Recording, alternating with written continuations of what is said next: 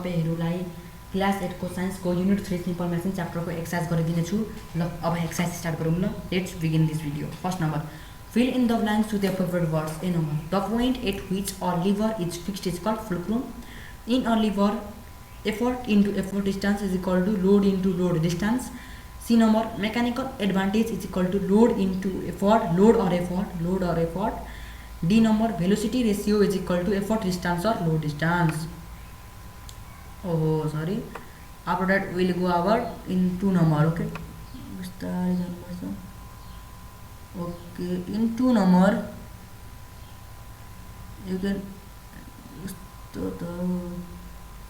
you can see here define A number mechanical advantage 2 को define में A number में के छ mechanical advantage भनेको के हो यहाँ आन्सर हेर्न सक्नुहुन्छ तपाईहरु the ratio of load to effort on a balanced river is called mechanical advantage र B मा छ velocity ratio भनेको के हो the ratio of distance covered by the effort to the distance covered by the load moved by the load the ratio of distance covered by the effort to the distance moved by the load is called velocity ratio तपाई answer स्क्रिनमा पनि हेर्न सक्नुहुन्छ C नम्बरमा छ efficiency define efficiency the ratio of mechanical advantage to velocity ratio expressed in percentage the ratio of mechanical advantage to velocity ratio expressed in percentage is called efficiency हाम्रो 2 number पनि सिद्धियो अब हामी जाम गिभ रिजनमा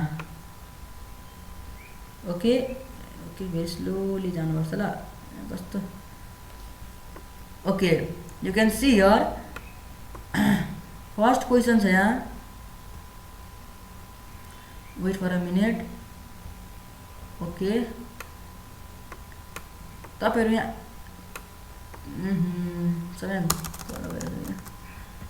okay first question मा हेर्न सक्नुहुन्छ तपाईहरु efficiency of a lever is always less than the 100%. यो के हो फर्स्ट नम्बरको क्वेशन हो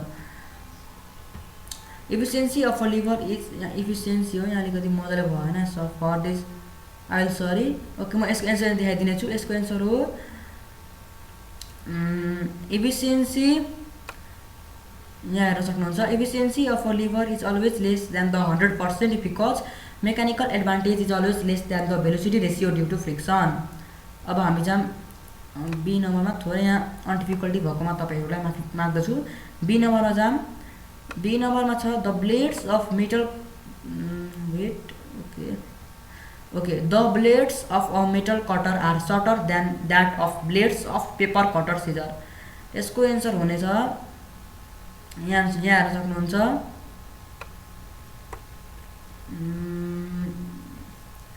okay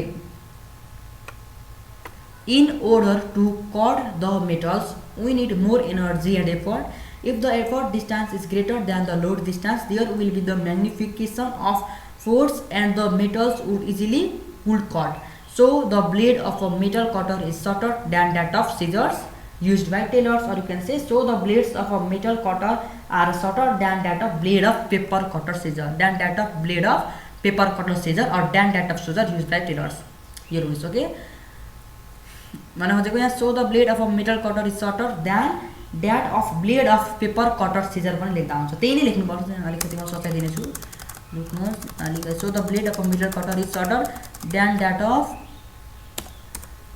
blade of paper cutter Caesar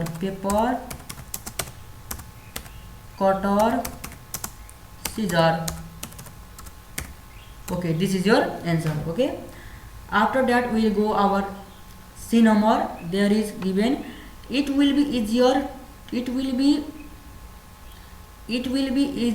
to lift a load in wheelbarrow if the load is moved towards the wheel यसको answer पनि यहाँ म लेख्दिने छु हेर्न सक्नुहुन्छ यसको आन्सर लेख्नुहोस् wait for a minute okay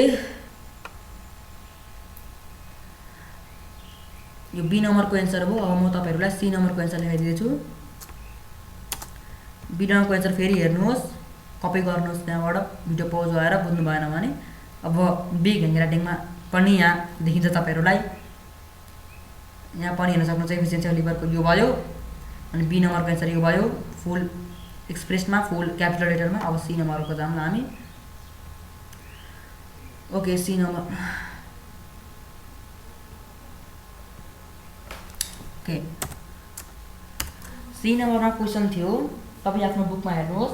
it will be easier to lift a load in wheelbarrow if the load is move towards the wheel. यसको एन्सर के हुन्छ भने यो एन्सर हो क्वेसन होइन।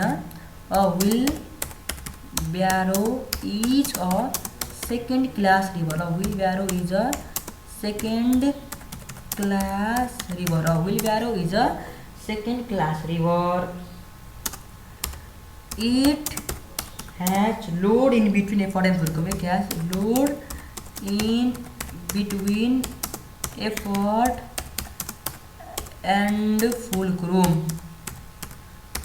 Okay, a wheelbarrow is a second class lever. It has load in between. It has load in between effort and fulcrum. The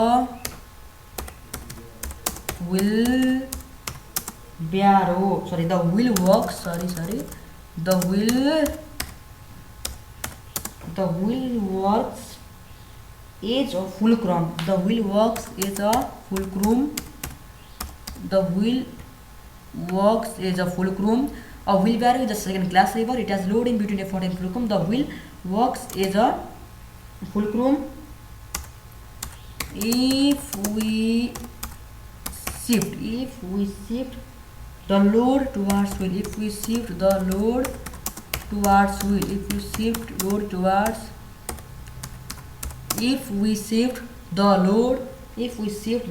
towards the wheel, the load distance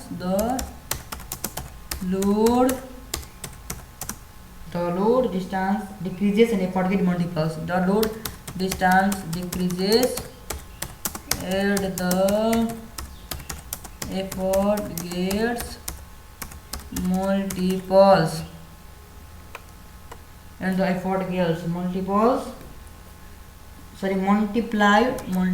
Multiplied. So it becomes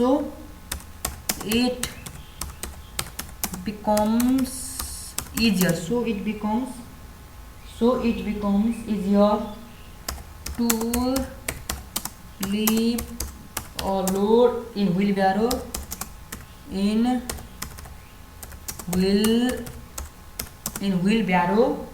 if the load is moved towards the wheel. If the load is moved towards the wheel. Okay. तपाईहरु हेर्न सक्नुहुन्छ यसको answer simply. यसलाई म रोक्नु अझै राम्रै देखाइदिन्छु। ओके अब हेर्नुहोस्। A wheelbarrow is a second class river. It has load in between effort and fulcrum. The wheel works as a fulcrum. If we shift the load towards wheel, the load distance decreases and effort gets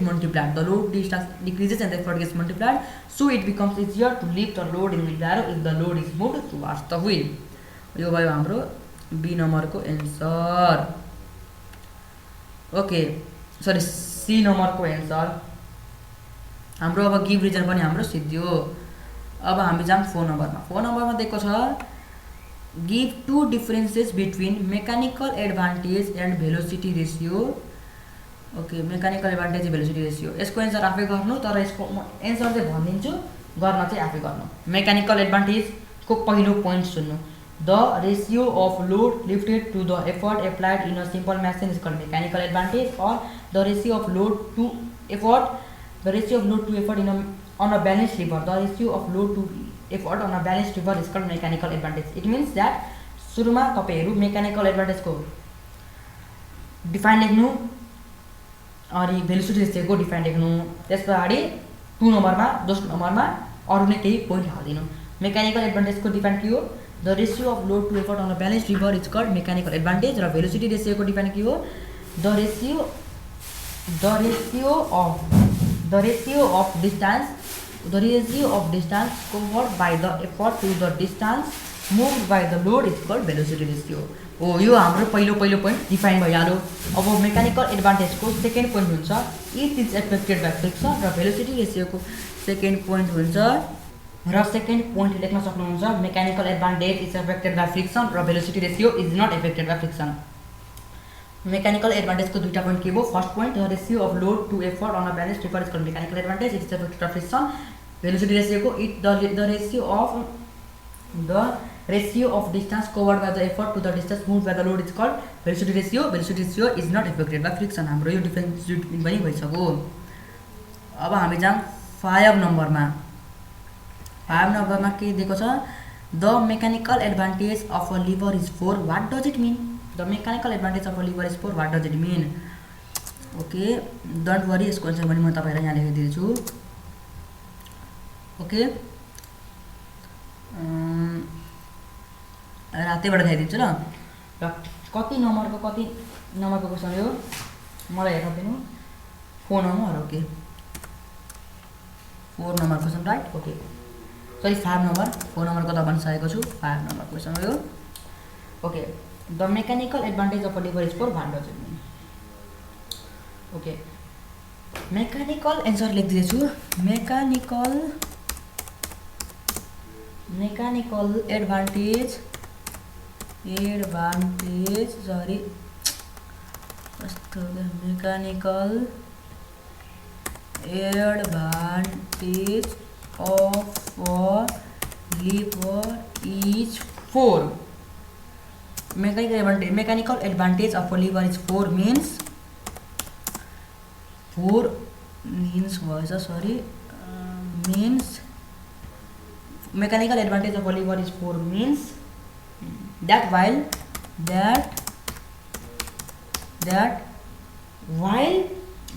using this machine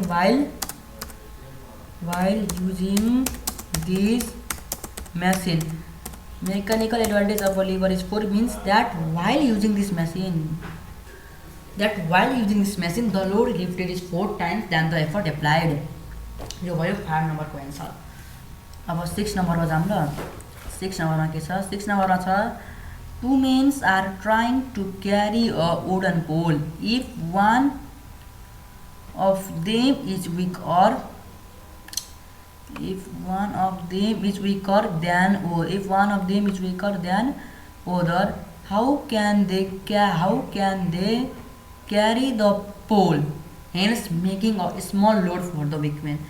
2 men are trying to carry a wooden pole if one of them is weaker than other how can they carry the pole hence making a small load for the weak man। कसरी क्यारी गर्छन् यसको answer आफै लेख्नु होला तर तपाईहरुलाई कस्तो answer हुन्छ भनिदिन्छु।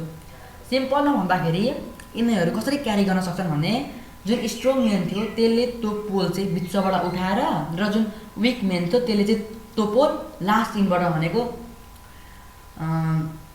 एउटा पोल छ बिचबाट चाहिँ स्ट्रङ म्यानले उठाएर र साइडबाट लास्ट इन पनि भन्न मिल्यो अथवा साइडबाट विक म्यानले उठाएर त्यो पोल त्यो दुईटा मान्छेले उठाउन सक्छन्। हो यसलाई नै इंग्लिशबाट मिलाएर एन्सर लेख्न सक्नुहुन्छ।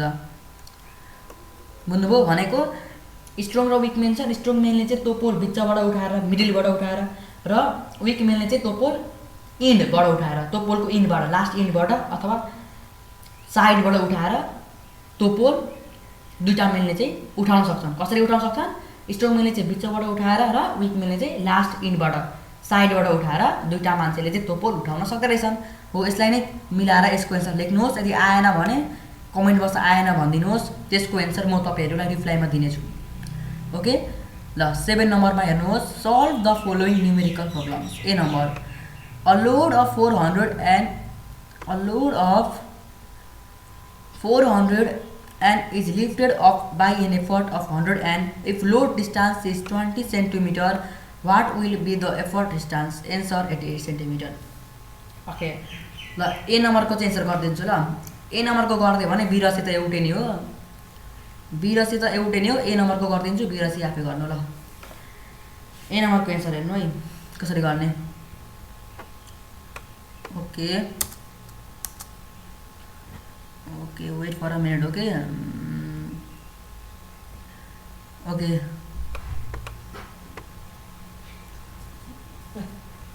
अब तपाईहरु क्वेशनमा ध्यान दिनु, म एन्सर गर्दिन्छु। ओके, ल हेर्नु, क्वेशनमा लोड कति भनेको छ?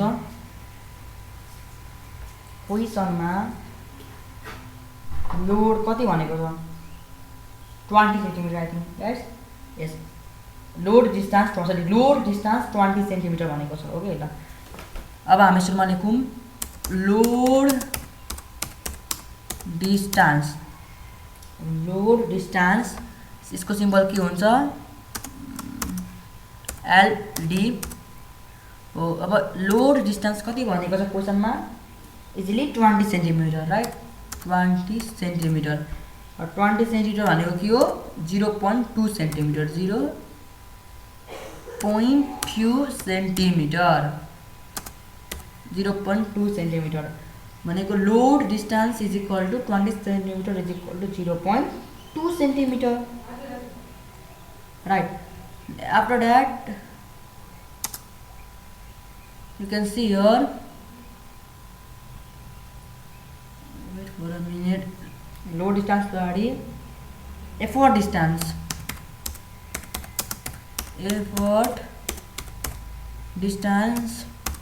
ED. Effort distance means 100 n, I think. Means you can say effort applied, sorry, effort distance equal to what? Effort distance is equal to what? There is question, say effort distance is equal to what? What is the symbol of what? Okay, yeah, okay, okay, effort distance means there is a what? अब एकपट्टि भनेको के हो भनिरहेको छ यहाँ। र त्यस्तै गरी यहाँनेरि effort applied means effort, you also can say effort applied means effort, symbol is E, or you can say effort only, also you can say effort applied कति भनेको छ? 100 n, I think so, right? Yes, 100 n. 100 n is our effort applied. After that, load applied. Okay, load lifted, sorry, load lifted means what? 400 n. 400 n, because effort is applied and load is lifted, not load lifted, effort lifted हुँदैन। Effort applied, load lifted, it can also say। Okay, distance, load distance is equal to 0.2 centimeter. Effort distance is equal to what? We need to find the effort distance. Effort applied is equal to 100 n. Load lifted is equal to 400 n. Okay, now you can say, wait for a minute, अलिकति यहाँ ढिलो भइरहेको छ, मैले बुझाउन सकिरहेको छैन, त्यही पनि तपाईहरु यहाँ स्क्रिनमा देख्न सक्नुहुन्छ एन्सर, यहाँबाट कपी गर्न सक्नुहुन्छ answer इजिलीसँगले। Now from the principle of lever, from the PRINCIPLE, from the principle of lever means principle of lever को फर्मुला युज गरेर भन्नु खोजेको, युज गरेर चाहिँ प्रिन्सिपल अफ लिभर को अनुसार एफर्ट कति हुन्छ? EFFORT, एफर्ट को फर्मुला के हो? एफर्ट इन्टु यसलाई इन्टु सम्झिनु होला, effort into effort arm is equal to effort into EFFORT, effort arm is equal to load into